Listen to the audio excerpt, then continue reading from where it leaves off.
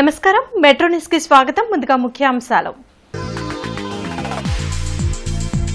మంగళగిరిని అన్ని విధాలా అభివృద్ధి చేస్తాం ఉగాది తరువాత 5000 మందికి ఇళ్ల పట్టాలు పంపిణీ మంత్రి లోకేష్ ప్రకటన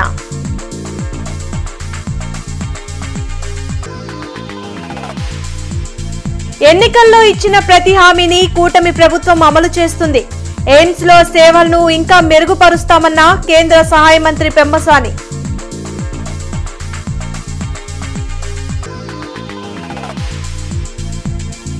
రాష్ట్రాన్ని యూనిట్ గా తీసుకుని ఎస్సీ వర్గీకరణ చేయాలి ప్రభుత్వానికి సూచించిన మాజీ మంత్రి డొక్కా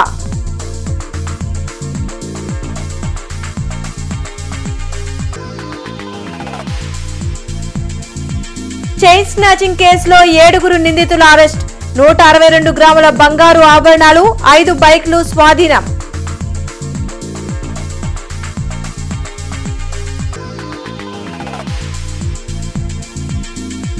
అంబరాన్నంటిన హోలీ సంబరాలు రంగులు చల్లుకుంటూ ఎంజాయ్ చేసిన యూత్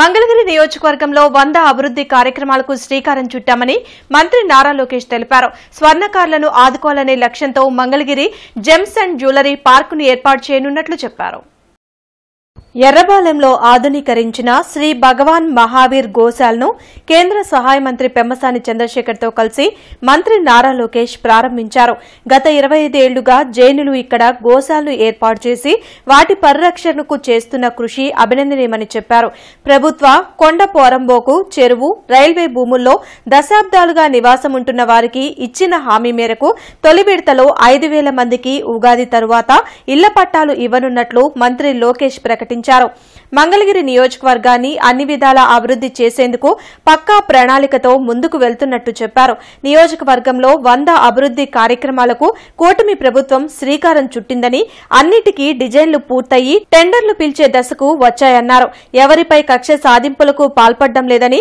చట్టాలను ఉల్లంఘించిన వారిపైనే చర్యలు తీసుకుంటున్నట్లు మంత్రి లోకేష్ స్పష్టం చేశారు ఎయిమ్స్ సామర్థ్యాన్ని 60% నుండి 100%కు పెంచుతామని కేంద్ర సహాయ మంత్రి పెమ్మసాని తెలిపారు మంగళగిరి నియోజకవర్గ పట్టణం లోపల ఆవులు రోడ్డు పైన పెరగకూడదు అనేది ఒక లక్ష్యంగా పెట్టుకున్నాం ఎందుకంటే దానివల్ల ప్రజలు అనేక ఇబ్బందులు ఎదుర్కొన్నారు గోశాలలు పెడితే బాగుంటుందన్న లక్ష్యంతో మన కూటమి ప్రభుత్వం పనిచేస్తుంది దశాబ్దాలకు ఏదైతే ఇంటి పట్టాలు అంటే ఎంక్రోచ్మెంట్ రెగ్యులరైజ్ చేయాలని ప్రజలు మొత్తుకుంటా ఉన్నారు నిన్న మొదటి పట్ట ఇప్పటంలో జనరేట్ అయింది ఇప్పటికీ మొదటి విడతలో సుమారుగా 5000 మందికి ఇల్లు పట్టాలు ఉగాది తర్వాత ఇవ్వాలనే లక్ష్యం పెట్టుకుని మేము పనిచేస్తున్నాం అంటే మేము ఇక్కడ కక్ష సాధింపుకి వెళ్ళట్లేదు ఎక్కడైతే మాకు కంప్లైంట్స్ ఉన్నాయో ఎక్కడైతే మా దగ్గర ఆధారాలు ఉన్నాయో వాళ్ళ చట్టాలు ఉల్లంఘించారని దానిపైన కఠినమైన చర్యలు తీసుకోవాలని మేము నిర్ణయించుకున్నాం ఇళ్ల పట్టాలకు ఏదైతే ఇచ్చారో అది ఆ forest land railway land clear చేయడం అనేది చాలా కష్టమైన పని అంత ఈజీ కాదు బట్ అయితే దాని గురించి ఏ విధంగా ఎన్ని విధాలుగా ట్రై చేయగలమో అవన్నీ ఆల్టర్నేట్ ల్యాండ్స్ చూపించడం ఇంకోటో ఏదో మా తిప్పలు పడి అవన్నీ కూడా చేస్తామని మీ అందరికీ మనస్ఫూర్తి హోలీ పండుగ సందర్భంగా తెలుగు ప్రజలకు ముఖ్యమంత్రి చంద్రబాబు మంత్రి నారా లోకేష్ శుభాకాంక్షలు తెలిపారు హోలీ పండుగ ప్రతి ఒక్కరి జీవితంలో సంతోషాలు సంబరాలను నింపాలని కోరుకుంటున్నట్లు చెప్పారు రసాయనాలతో హోలీని కలుషితం చేయవద్దని ప్రజలకు సూచించారు నగరంలో హోలీ సంబరాలు అంబరాన్నంటాయి రంగులు చల్లుకుంటూ యువత వీధుల్లో ఎంజాయ్ చేశారు హోలీ అందరి జీవితాల్లో ఆనందం నింపాలంటూ ఒకరికొకరు శుభాకాంక్షలు తెలుపుకున్నారు పలు అపార్ట్మెంట్ల వద్ద అందరూ కలిసి హోలీ వేడుకల్లో పాల్గొన్నారు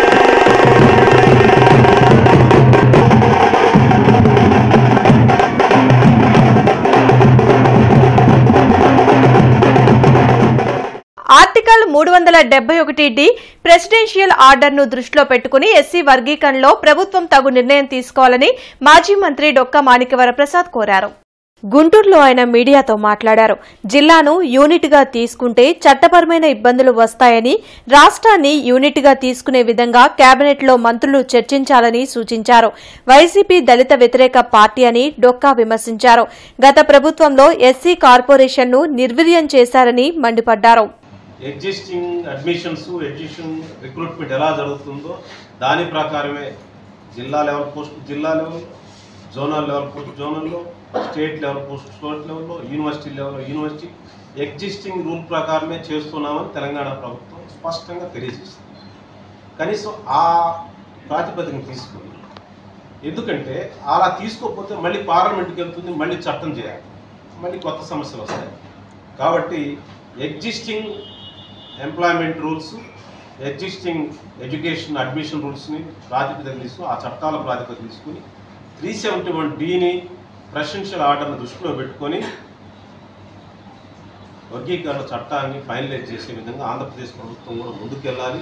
క్యాబినెట్ సబ్ కమిటీ దీని మీద దృష్టి సారించమని మీ ద్వారా విజ్ఞప్తి చేస్తాం. మీ పార్టీ దళిత వ్యతిరేక పార్టీ, మీ పార్టీ దళిత క్షేమానికి వ్యతిరేకము. అన్ని గోడ మీద పిల్లి దళితుల్ని బజారు పాలు చేశారు, దళిత సంక్షేమాన్ని గాలికి వదిలారు, విద్యా వ్యవస్థను గాలికి వదిలారు, ఎస్సీ కార్పొరేషన్ని గాలికి వదిలారు, నిర్వీర్యం చేశారు. 2024-25లో జరిగిన చైన్ స్నాచింగ్ కేసుల్లో 7 సభ్యులతో ఉన్న గ్యాంగ్ ను గుంటూరు జిల్లా పోలీసులు పట్టుకున్నారు. జిల్లా ఎస్పీ కార్యాలయంలో జరిగిన మీడియా సమావేశంలో ఎస్పీ సతీష్ కుమార్ పాల్గొన్నారు. ఈ సందర్భంగా ఆయన మాట్లాడుతూ ఏడాది క్రితం నుండి 7 సభ్యులు గ్యాంగ్ గా ఏర్పడి స్నాచింగ్లు పాల్పడుతున్నారని అన్నారు. ఈ గ్యాంగ్ మొత్తం 8 స్నాచింగ్లకు పాల్పడిందని వెల్లడించారు. 16,12,000 రూపాయల విలువైన బంగారు ఆభరణాలు, 5 బైకులు స్వాధీనం చేసుకున్నామని ఎస్పీ తెలిపారు. సీసీ కెమెరా విజువల్స్ ద్వారా ఈ గ్యాంగ్ ను పట్టుకోవడం జరిగిందని తెలిపారు. వీరందరిపై సస్పెక్ట్ షీట్ ను ఓపెన్ చేస్తామని ఎస్పీ సతీష్ కుమార్ చెప్పారు. సో వీళ్ళు మోటివ్ దొంగతనం చేస్తున్నది పెట్టి ఎంజాయ్మెంట్ చేస్తారు అంతే. So that is the main motive అనమాట. దీనిట్లో మెయిన్ పర్సన్ సాయి మాధవ్ తప్ప రిమైనింగ్ అందరూ కూడా కొంతమంది రిసీవర్స్, కొంతమంది ఏంటంటే బైక్ని నడుపుతారు. సో ఈ గ్యాంగ్ ఇది. దీనిట్లో టోటల్లీ 162 గ్రామ్స్ అఫెన్స్లో ఏమి ఇన్వాల్వ్ అయిందో ఇదన్నీ కూడా టోటల్గా రికవర్ చేయడం జరిగింది. 2 బైక్ దేనిట్లో అఫెన్స్కి యూజ్ చేశారో దాన్ని కూడా సీజ్ చేయడం జరిగింది. టోటలీ దీంట్లో 16,40,000 వర్త్ మెటీరియల్స్ని మనం సీజ్ చేశాము. సో వీళ్ళపైన ఇప్పుడు సస్పెక్ట్ షీట్స్. మన అల్టిమేట్ ఎయిమ్ ఏంటంటే ఫస్ట్ టైం స్టార్ట్ చేస్తున్న వాళ్ళు ఫ్యూచర్లో కంటిన్యూ చేయకూడదు అన్నది మనం అల్టిమేట్ మోటివ్గా తీసుకుంటున్నాము. ఇప్పుడు our entire crime team, so additional SP crimes, DSP crimes కిందకు ఉన్న main crime team and main motive ఏంటంటే ప్రివెన్షన్ ఆఫ్ క్రైమ్. సో ఇది ఫస్ట్ టైం ఎంటైర్ గ్యాంగ్ని పట్టుకోవడం. ఫర్దర్గా వీళ్ళు గ్యాంగ్ కంటిన్యూ చేయకుండా చిన్నారూరు తోటలో వీళ్ళు ఉన్నారు కాబట్టి వీళ్ళు సస్పెక్ట్ షీట్ ఓపెన్ చేస్తూ కంటిన్యూస్ మానిటరింగ్, ఎవ్రీడే ఎక్కడ ఉన్నారు, ఏం చేస్తున్నారు, కౌన్సిలింగ్, రెగ్యులర్ కౌన్సిలింగ్ అనేది కూడా కంటిన్యూస్గా చేస్తాము. ఆర్థిక ఇబ్బందులతో వైద్యం అందక ఎవరూ ఇబ్బంది పడకూడదని సీఎం చంద్రబాబు ఆలోచన అని ఎమ్మెల్యే నసీర్ అహ్మద్ తెలిపారు. గుంటూరు తూర్పు నియోజకవర్గంలో సీఎం రిలీఫ్ ఫండ్ చెక్కుల్ని పలువురు బాధితులకు ఎమ్మెల్యే కార్యాలయంలో అందించారు. కూటమి ప్రభుత్వం అధికారంలోకి వచ్చిన తరువాత ఇప్పటి వరకు 1,10,00,000 రూపాయలు సీఎంఆర్ఎఫ్ చెక్కుల్ని 103 మందికి ఇవ్వడం జరిగిందని చెప్పారు. రాష్ట్రంలో ఉన్నటువంటి ప్రతి పేదవాడు కూడా ఆర్థిక ఇబ్బందుల వల్ల ఆరోగ్యం దెబ్బతినకూడదు, వారికి మంచి ఆరోగ్యాన్ని కలిగించాలి, వాళ్ళకి అవసరమైనటువంటి వైద్య సదుపాయాలకి ఆరోగ్యశ్రీతో పాటు కార్పొరేట్ హాస్పిటల్లో ఆరోగ్యశ్రీ లేనటువంటి వైద్యాలన్నింటినీ కూడా తీసుకునేటువంటి అసులుబాటును కల్పిస్తూ గత 8 నెలల నుండి కూటమి ప్రభుత్వం చంద్రబాబు నాయుడు గారి నాయకత్వంలో గుంటూరు తూర్పు నియోజకవర్గంలో దాదాపు 1,10,00,000 రూపాయలు ఈరోజు ముఖ్యమంత్రి గారి సహాయాన్ని ద్వారా 103 మందికి ఈ సహాయాన్ని అందించడం జరిగింది. రాష్ట్రంలో దాదాపు 170 నియోజకవర్గాల్లో కూడా పెద్ద ఎత్తున ఈరోజు వైద్యానికి ఎవ్వరు కూడా ఇబ్బంది పడకుండా వారికి నచ్చిన చోట వైద్యాన్ని అందించి తీసుకునేటువంటి క్రమంలో ఎన్ని డబ్బులైనా కూడా గౌరవ ముఖ్యమంత్రి గారు ప్రతిరోజు కూడా కోట్లాది రూపాయలు వైద్య సదుపాయాల కోసం వెచ్చిస్తున్నటువంటి పరిస్థితులు. ట్రిప్లెక్స్ సోప్స్ అధినేత మాణిక్యవేల్ అనారోగ్యంతో కన్నుమూశారు. అరండల్పేటలోని ఆయన స్వగృహంలో మాణిక్యవేల్ పార్థివ దేహానికి పలువురు రాజకీయ నాయకులు, వ్యాపారవేత్తలు, సిటీ కేబుల్ యాజమాన్యం, ప్రజా సంఘాలు పుష్పాంజలి ఘటించి ఘన నివాళులర్పించారు. అరుణాచలం మాణిక్యవేల్ త్రిపులెక్స్ సోప్ సంస్థను స్థాపించి అనేక మందికి ఉపాధి కల్పించారని ప్రముఖులు తెలిపారు. ధార్మిక సేవా కార్యక్రమాలతో మాణిక్యవేల్ అందరి గుండెల్లో చిరస్థాయిలో నిలిచిపోయారన్నారు. వివాదరహితుడిగా ఆయన ప్రస్థానం అందరికీ ఆదర్శమని పేర్కొన్నారు.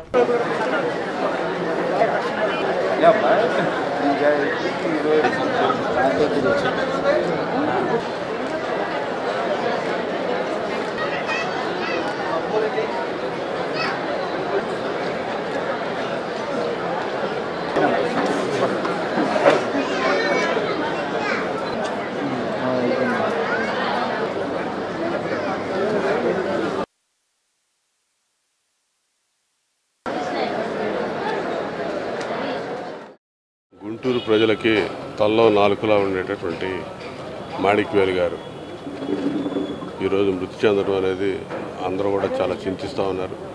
అంచెలంచెలుగా ఎదిగి వేలాది మందికి ఉపాధి కల్పించేటటువంటి ఒక పారిశ్రామికవేత్తగా ఆయన ఎదగటం చూసాం. ఎదిగిన విధానంలో ఒదిగి ఉండటం చూసాం. ఆయన సంపాదించిన సంపాదన సమాజానికి పంచడంలో కూడా ఆయన యొక్క మంచితనాన్ని చూసాం.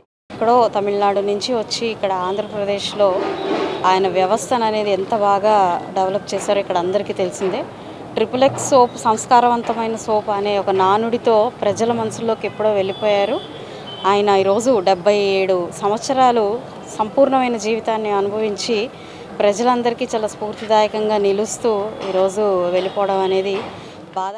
గుంటూరు పట్టణానికి ఎక్కడి నుంచో వచ్చి ఇక్కడ పరిశ్రమలు పెట్టి వేలాది మందికి ఉపాధి అవకాశాలు కల్పించి అందరి గుండెల్లో ఆత్మబంధువుగా నిలిచినటువంటి మాణిక్యవేల్ ఈరోజు భౌతికంగా మన మధ్య లేకపోవచ్చు, కానీ అందరి మనసులో ఆయన చేసినటువంటి సామాజిక సేవ, ఆయన కనపరిచినటువంటి ప్రేమ, ఆదరాభిమానాలు ఎప్పటికీ ఉంటాయి. ప్రజాసేవలో ముఖ్యంగా మానవతావాదిగా గతంలో ఎన్నో సేవా కార్యక్రమాలతో పాటు కరోనా సమయం దగ్గర నుండి అనేక విశేషమైనటువంటి సేవా కార్యక్రమాలు నిర్వహిస్తూ వ్యాపార రంగంలోనే కాకుండా సామాజిక రంగంలో కూడా తనకంటూ ఒక ప్రత్యేక స్థానాన్ని సంపాదించుకున్నటువంటి మాణిక్యవేల్ గారి సేవలు ఈ గుంటూరు నగరం తప్పకుండా గుర్తుపెట్టుకొని ఆయన స్ఫూర్తితో యువతరం ముందుకు సాగాలి. ఎంత ఎదిగినా గర్వం లేనటువంటి మనిషి ఈరోజు మన మధ్య లేడంటే చాలా బాధాకరం. వాళ్ళ కుటుంబ సభ్యులను పరామర్శించాను. ఆ కుమారుడికి ఒకటే చెప్పాను, నీ తండ్రి ఏ ఆశయాలతోనే స్థాపించాడో ఆ త్రిపులెక్స్ అనేటువంటి సంస్థని ఆయన విలువల్ని భావితరానికి ఇవ్వాల్సినటువంటి బాధ్యత నీ మీద ఉందని చెప్పి గుర్తు చేశాను. ఒక మంచి మనిషిని కోల్పోయామని చాలా మా బాధ ఉంది. వాళ్ళ కుటుంబ సభ్యులందరికీ కూడా నా సంతాపాన్ని తెలియజేస్తున్నాను.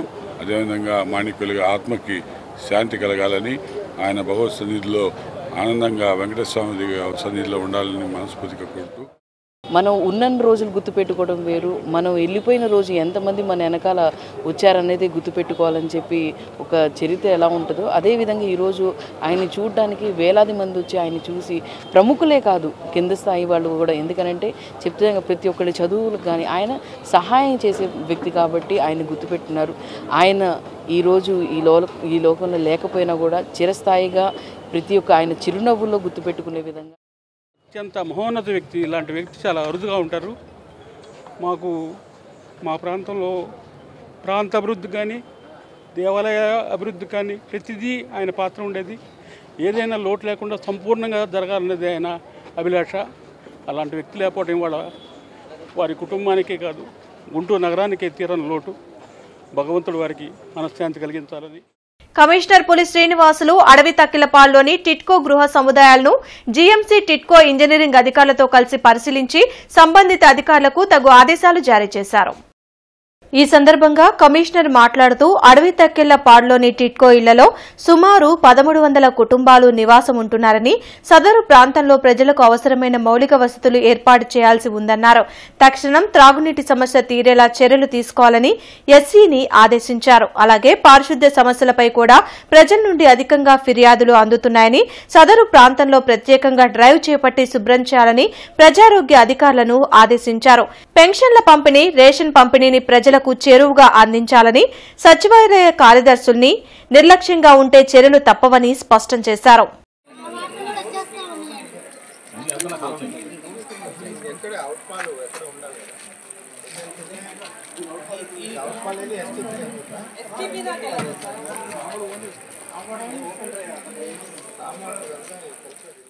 ఎన్నో సంవత్సరాలుగా సాగు చేసుకుంటున్న రైతుల నుండి ఈనాం భూములను దేవాదాయ శాఖ లాక్కోవడం దారుణమని సిపిఐ జిల్లా కార్యదర్శి జంగాల అజయ్ కుమార్ ధ్వజమెత్తారు.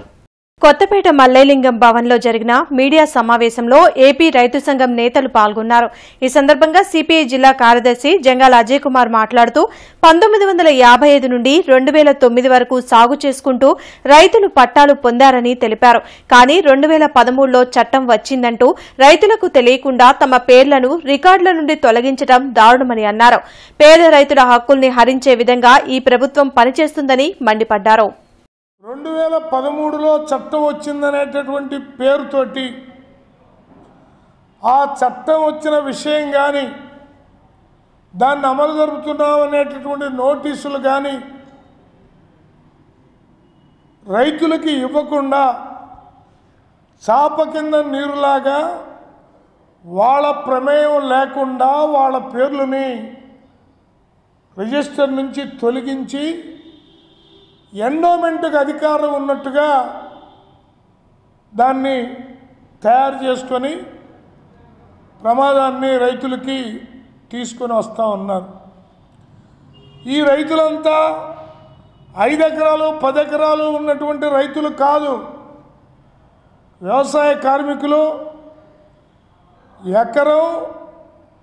ఎకరంన్నర మహా ఉంటే 2 ఎకరాలు మాత్రమే ఉన్నటువంటి కడు పేద రైతులు. కన్జ్యూమర్ కాన్ఫెడరేషన్ ఆఫ్ ఇండియా ఆధ్వర్యంలో జిల్లా కన్జ్యూమర్ ప్రొటెక్షన్ సెల్, జిల్లా ఫుడ్ విజిలెన్స్ కమిటీ సమావేశం గుంటూరులో జరిగింది. గుంటూరులో కన్జ్యూమర్ కాన్ఫెడరేషన్ ఆఫ్ ఇండియా ఆధ్వర్యంలో జరిగిన సమావేశంలో వైస్ ప్రెసిడెంట్ హరిబాబు పాల్గొన్నారు. ఈ సందర్భంగా ఆయన మాట్లాడుతూ నేటి సమాజంలో అపరిశుభ్రతమైన ఆహార పదార్థాల తయారీ, అనుమతులు లేని రంగులు కలపడం వలన ప్రజలు క్యాన్సర్ బారిన పడుతున్నారని అన్నారు. అంతేకాకుండా జీర్ణ సంబంధిత రోగాలతో ఆసుపత్రులు పాలవుతున్నారని చెప్పారు. అందుకే ప్రతి ఒక్కరూ కల్తీ లేని పదార్థాలను కొనుగోలు చేసి రసీదు పొందాలని సూచించారు. ఈ కార్యక్రమంలో వినియోగదారుల సంఘం నాయకులు పాల్గొన్నారు. మనం తీసుకునే ఆహారం మంచిది కాకపోతే, శుభ్రత కలిగింది కాకపోతే, కల్తీదైతే మనం అనారోగ్య పాలవుతున్నాం, ఆసుపత్రుల పాలవుతున్నాం, డబ్బులు ఖర్చు పెట్టుకుంటున్నాం. ఇవన్నిటికి కారణం ఏంటంటే అపరిశుభ్రమైన వాతావరణంలో ఆహార పదార్థాలు తయారు చేయటం, దానికి రంగులు వేయటం. ఈ రంగులు వేయటం వలన క్యాన్సర్ ప్రమాదం వచ్చే కారణాలు బోల్డెన్ని ఉన్నాయి. అలానే మరిగిచ్చిన నూనెలోనే మళ్ళా వాళ్ళు మరుసటి రోజు కూడా అదే నూనెతోటి చేస్తున్నారు.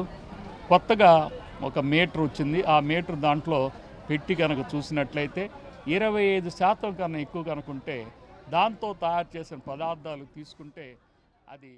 విశాఖ ఉక్కు ఆందోళన హక్కు, స్టీల్ ప్లాంట్ ప్రైవేటీకరణ ఆపాలంటూ కార్మిక ప్రజా సంఘాల ఆధ్వర్యంలో నిరసన కార్యక్రమం గుంటూరులో జరిగింది. లార్జ్ సెంటర్లో విశాఖ స్టీల్ ప్లాంట్ ప్రైవేటీకరణ అడ్డుకుంటామంటూ కార్మిక ప్రజా సంఘాల నాయకులు ఆందోళన నిర్వహించారు. ఈ సందర్భంగా ప్రజా సంఘాల నాయకులు మాట్లాడుతూ మోడీ ప్రభుత్వం విశాఖ స్టీల్ ప్లాంట్ ను ప్రైవేటీకరణ చేసేందుకు గత 5 సంవత్సరాలుగా కుట్రలు చేసిందని మండిపడ్డారు.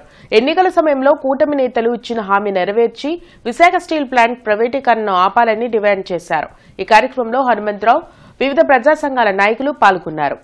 ఏ కాంట్రాక్టు కార్మికుడి యొక్క టర్మ్ ఎప్పుడు పూర్తయితే అప్పుడు రెన్యువల్ కాకుండా ఆపేసేటువంటి ప్రయత్నాలు చేస్తూ ఉన్నారు. ఇవన్నీ కూడా మొత్తం ఫ్యాక్టరీని మూసేసేటువంటి దానికి, అట్లాగే దాన్ని తర్వాత ప్రైవేటీకరణ చేసేటువంటి దానికి కేంద్ర ప్రభుత్వం చేస్తున్న కుట్రలు.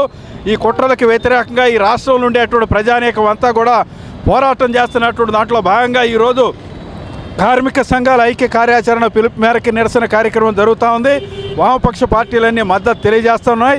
ఇప్పటికైనా సరే కేంద్ర ప్రభుత్వం విశాఖ ఉక్కుకి గనులు కేటాయించాలి, ఈ ప్రభుత్వ ఆధ్వర్యంలోనే ఈ ఫ్యాక్టరీని కొనసాగించాలని చెప్పేసి ఈ పోరాటాన్ని కొనసాగిస్తా ఉన్నాం.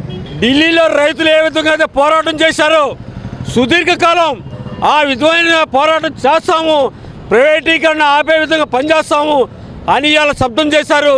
కాబట్టి ఇవాళ రాష్ట్ర వ్యాప్తంగా అన్ని ప్రజా సంఘాలు కలిపి ఇవాళ నిరసన తెలియజేస్తున్నాం.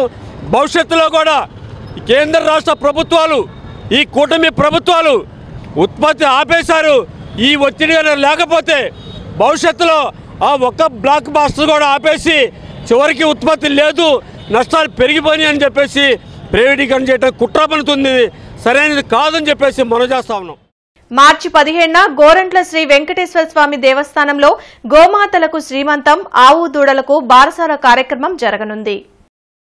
గోరంట్ల శ్రీ వెంకటేశ్వర స్వామి దేవస్థానంలో ఈ నెల 17వ తేదీన గోమాతలకు శ్రీమంతం, ఆవు దూడలకు బారసాల కార్యక్రమం నిర్వహించనున్నట్లు చైర్మన్ కంచర్ల ఆంజనేయులు తెలిపారు. ఈ కార్యక్రమంలో భక్తులు పెద్ద సంఖ్యలో పాల్గొని చలిమిడి, పసుపు, కుంకుమ, గాజులు, అవసరమైన సామాగ్రి ఇచ్చి స్వామివారి కృపను పొందాలని కోరారు. ఈ కార్యక్రమంలో ధనలక్ష్మి కమిటీ సభ్యులు పాల్గొన్నారు. ఆవుల్ని ప్రేమించండి అన్న నినాదం మీద మేము ఇక్కడున్న ఒక 150 మంది సేవకులు ఉన్నారు. అక్కలు, చెల్లెళ్ళు, తమ్ముళ్ళు, బిడ్డలు అందరూ ఒక 150 మంది సేవకులు ఉన్నారు.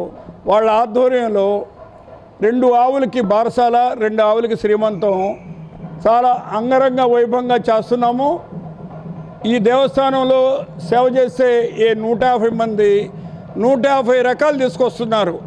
ఎప్పుడంటే 17వ తారీఖు 3వ నెల 2025 సోమవారము సాయంత్రము 7 గంటలకి ముందు బారసాలు జరుగుతుంది. తర్వాత 7:30కి శ్రీమంతం జరుగుతుంది. శ్రీనగర్ 7వ లైన్ నందుగల భారతీ స్కూల్లో నిర్వహించిన ఆక్యుప్రెషర్ అవగాహన సదస్సుకి ముఖ్య అతిథిగా ప్రముఖ students counsellor, stress relief therapist, ఆక్యుథెరపిస్ట్ డాక్టర్ ముంజంపల్లి శివకుమార్ హాజరయ్యారు. ఈ సందర్భంగా ముంజంపల్లి మాట్లాడుతూ విద్యార్థులను ఉద్దేశించి కమ్యూనికేషన్ స్కిల్స్ తో పాటు తల్లిదండ్రులను మరియు ఉపాధ్యాయుల్ని గౌరవిస్తూ చదువుకొని కష్టంతో కాకుండా ఇష్టంతో చదివిన నాడే ఉన్నత శిఖరాలకు వెళ్లవచ్చునని, సంకల్పం గట్టిగా ఉంటే ఎంతటి కార్యమైనా సాధించవచ్చునని, చదువుతో పాటు విద్యార్థులు సామాజిక స్పృహ కలిగి ఉండాలని, సమాజానికి సేవ చేయాలని ఆయన సూచించారు. ఈ రోజుల్లో విద్యార్థులు ఎదుర్కొంటున్న డిప్రెషన్, నిద్రలేనితనం, ఆందోళన, వాటిని ఎలా ఎదుర్కోవాలో చదివిని గుర్తుండే విధంగా మెమరీ పాయింట్స్ గురించి సలహాలు, సూచనలను ఆక్యుప్రెషర్ పాయింట్స్ తో ప్రాక్టికల్ గా విద్యార్థులకు వివరించారు. ఈ కార్యక్రమంలో school director Bapatla Srinivasarao, school principal Naga Soujanya మరియు యాజమాన్యం తదితరులు పాల్గొన్నారు. విద్యుత్ మరమ్మతుల నిమిత్తం రేపు ఉదయం 9 గంటల నుండి మధ్యాహ్నం 1 గంట వరకు శ్యామలానగర్, రవీంద్రనగర్, సాయినగర్, స్తంభాలగరువు ఏరియాల్లో, అదేవిధంగా ఉదయం 9 గంటల నుండి మధ్యాహ్నం 12 గంటల 30 నిమిషాల వరకు దేవాపురం 5వ లైన్, అశోక్ నగర్ ఏరియాల్లో విద్యుత్ సరఫరాకు అంతరాయం కలుగునని డీఈ గురవయ్య తెలిపారు. కావున వినియోగదారులు సహకరించాలని కోరారు. బులెటిన్ ముగించే ముందు ముఖ్యాంశాలు మరోసారి. మంగళగిరిని అన్ని విధాలా అభివృద్ధి చేస్తాం. ఉగాది తరువాత 5,000 మందికి ఇళ్ల పట్టాలు పంపిణీ, మంత్రి లోకేష్ ప్రకటన.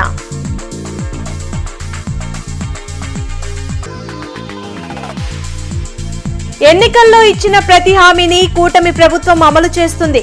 ఎయిమ్స్ లో సేవలను ఇంకా మెరుగుపరుస్తామన్న కేంద్ర సహాయ మంత్రి పెమ్మసాని.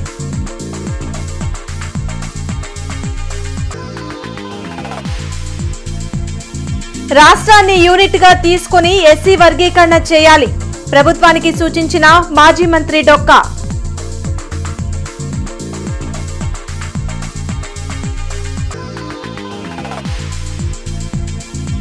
చైన్ స్నాచింగ్ కేసులో 7 నిందితుల అరెస్ట్, 162 గ్రాముల బంగారు ఆభరణాలు, 5 బైక్లు స్వాధీనం.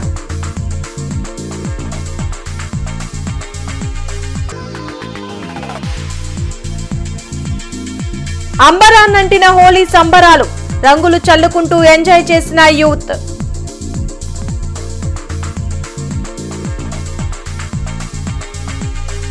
ఈ వార్తలు ఇంతటితో సమాప్తం. నమస్కారం.